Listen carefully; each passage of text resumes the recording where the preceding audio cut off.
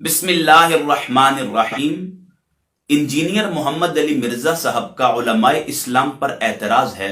کہ انہوں نے قرآن مجید کی آیات کی من گھڑت تشریح اور تعویل کے ذریعے عامت الناس کو گمراہ کرنے کی کوشش کی ہے اور لوگوں کے عقیدوں کو خراب کیا ہے۔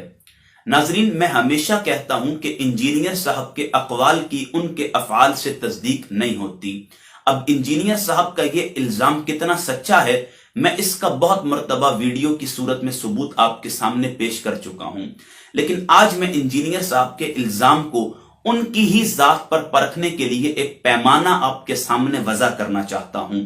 حال ہی میں انجینئر صاحب نے اپنے چینل پر ایک ویڈیو اپلوڈ کی جس کا ٹائٹل تھا گستاخی کا ہتھیار 295C۔ ناظرین، اس ویڈیو میں انجینئر صاحب نے انتہا درجے کی علمی خیانت کا مظاہرہ کرتے ہوئے قرآن مجید کی آیت کا مفہوم بدلنے کی کوشش کی،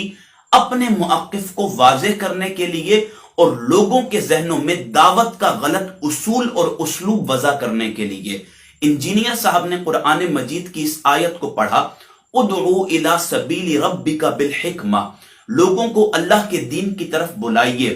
بالحکمہ، حکمت کے ساتھ، والموعظۃ الحسنہ، موعظہ حسنہ کے ساتھ، وجادلہم باللتی ہی احسن۔ اب آیت کا جب یہ حصہ پڑھا تو انجینئر صاحب نے معنی بدلتے ہوئے لوگوں کے سامنے کہا، وجادلہم باللتی ہی احسن، اور مجادلہ کرو۔ ادعو الی سبیل ربک بالحکمہ والموعظۃ الحسنہ وجادلہم باللتی ہی احسن، بلاؤ اپنے رب کی طرف حکمت کے ساتھ اور اچھے واز کے ساتھ اور مجادلہ کرو۔ یعنی جو بکے ہوئے لوگ ہیں، جو بات سننے کے لیے تیار نہیں ہیں، ان کے ساتھ پھر ہوگا مجادلہ۔ اب قرآن کہہ رہا ہے وجادلہم باللتی ہی احسن، اور لوگوں کے ساتھ بحث اور مباحثہ اس طریق پر کرو جو نہایت حسین ہو، یعنی انتہائی خوش اسلوبی کے ساتھ انہیں دین کی طرف بلاؤ، انہیں لان تان کا نشانہ نہ بناؤ، جھگڑا نہ کرو، بلکہ انتہائی حسن گفتار کے ساتھ دین کا پیغام اور دین کی دعوت ان کے سامنے رکھو، تاکہ وہ تمہارے رویے اور حسن گفتار کی وجہ سے دین کو قبول کر لیں۔ لیکن انجینئر صاحب نے جب آیت کا یہ حصہ پڑھا تو اس کے معنی میں تبدیلی کی، اس کے مفہوم کو بدل دیا، صرف مجادلہ کے لفظ کو پکڑا اور آگے وجادلہم باللتی ہی احسن کو چھوڑ دیا۔ انتہائی حسین انداز میں جو بحث اور مباحثے کا طریق قرآن ہمیں بتا رہا ہے، انجینئر صاحب اس مفہوم کو چھوڑ کر اپنی مرضی، اپنے موقف، اپنی منشا کے مطابق قرآن کا ترجمہ لوگوں کے سامنے کر رہے ہیں۔ میں انجینئر صاحب کے روئے زمین پر بسنے والے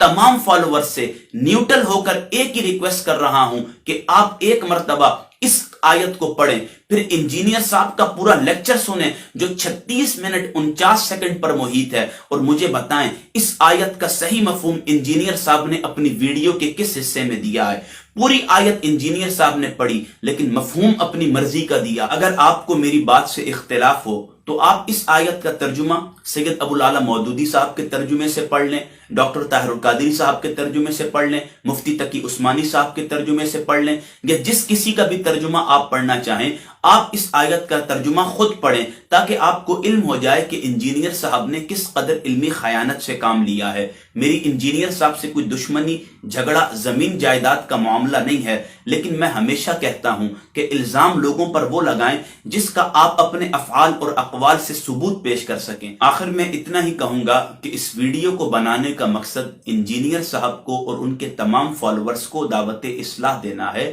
جھگڑا یا بحث و مباحثہ کرنا مقصود نہیں ہوتا، بلکہ علمی سطح پر انجینئر صاحب کے اعتراض کا علمی ہی سطح پر جواب دینا مقصود ہوتا ہے۔